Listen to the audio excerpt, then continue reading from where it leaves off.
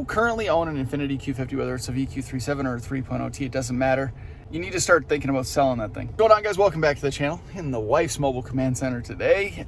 This is a video that I've been thinking about making for a while as I observe what is going on in the market, and I thought I would share some thoughts and opinions today and get your guys' feedback to this one. This video in particular focuses on the fact that I think it might be the time to sell your Infiniti Q50, and there are a couple of reasons why I say that. I want to throw a caveat in there and say that if you plan on keeping your car for a number of years long term, then by all means hold on to it. I don't think you've made a bad choice. I think either way, 3.0T or the 3.7, I think you're going to be happy with that car for years to come as long as you maintain it properly. Being said now, however, I think it is time to sell these cars because the market is starting to change. If you guys have been following along, you'll know that just a few months ago, this spring actually, I was offered by Carvana $20,500 for my Q50 3.7 liter.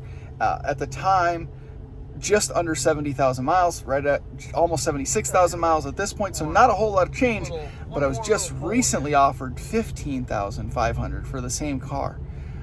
So I know the 75,000 mile point is sort of a milestone, but in that first estimate, I had put in 75,000 miles. I sort of rounded up knowing that was the case just to see what I could get.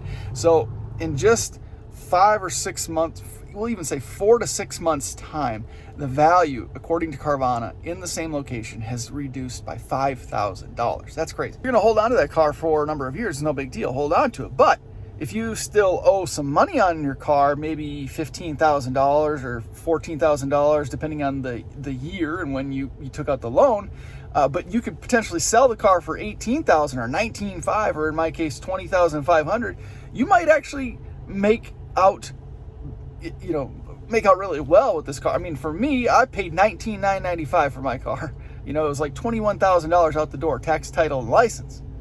And then 3 years later and 50-something thousand miles later, I was offered $20,000. I mean, I drove the car for free, essentially, for 3 years. But value's going down. That equity or the potential upside of selling it is going to dramatically decrease. Now, again, if you owe $15,000, $16,000 on it, and that car is slowly creeping down in value, actually pretty quickly creeping down in value, you might find yourself now in the hole again. That's the case for all cars. You buy a car off the lot, the value drops immediately. But we've been in an interesting market over the last several months where values have increased and actually or stayed level for a period of time to where you could get more for the car than you paid for it originally, but that's quickly going to become no longer going to be the case. Sort of along that same lines in terms of value, equity, finances, financing vehicles, and the market overall. According to a lot of experts, we're sort of on the verge of a real situation here in terms of our economic health in the United States. A lot of definitions, we've been in a recession technically for quite a while. It's not a good sign for us going forward. There's a lot of people out there that are making some moves, getting rid of debt, selling off liabilities like cars. Even if you take a slight hit, at least you're not finding yourself underwater in 6 or 7 months when things really get rough. I hate to find yourself in a situation where currently today you might be right side up in your auto loan. You could get just as much, if not more, for the car you currently own than what you owe on it. But in just a few months, when stuff really starts to fall off, now all of a sudden you find yourself owing way more than that car is worth. And not only that, because the market or the economy is in poor condition, no one's buying vehicles, so you can't even get out from under it.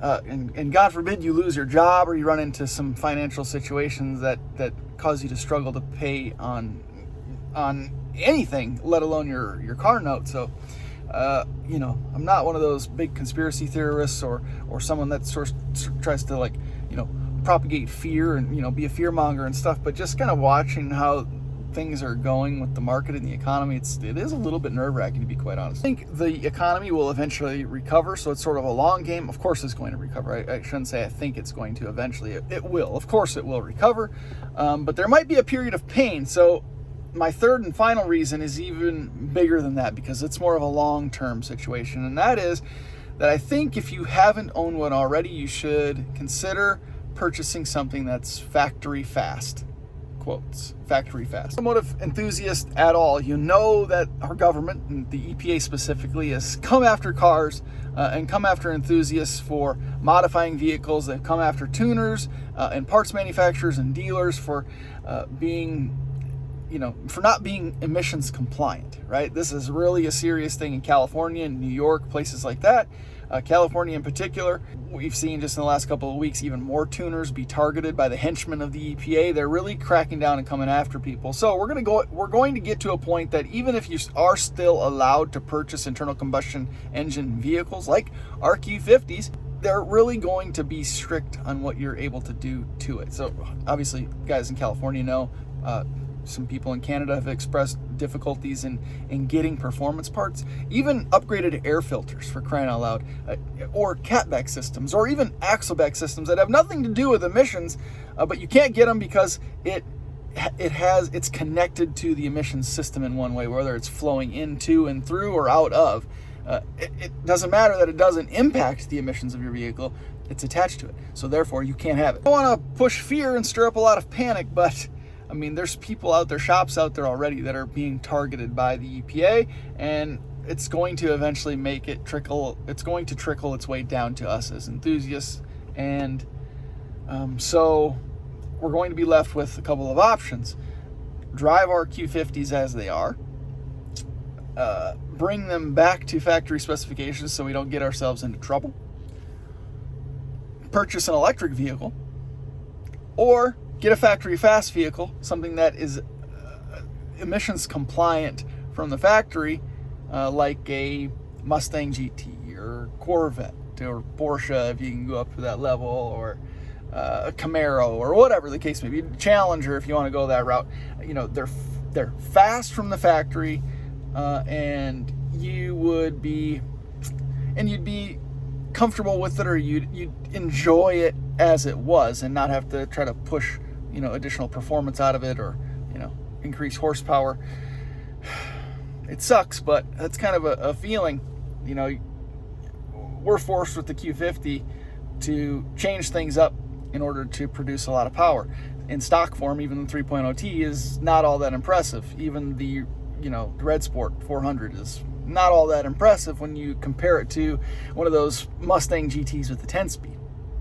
Assuming we make it through the devaluation and the struggles of the economy and the market at large, I think we're going to be faced with some of these EPA restrictions coming down the line, and we're going to find ourselves with slow cars with no hope other than breaking the law to make them faster. So you may want to pursue a car that's already fast off the showroom floor, just so you can get a little bit of a thrill on the weekends, or on your commute to work. What you guys think? Let me know what you think about the economy or the current state of the car market, or what you think potentially is coming down the line for us. But right now, it might be a good idea to sell your car. I don't know. It's hard. Love the Q50. Love the Q50.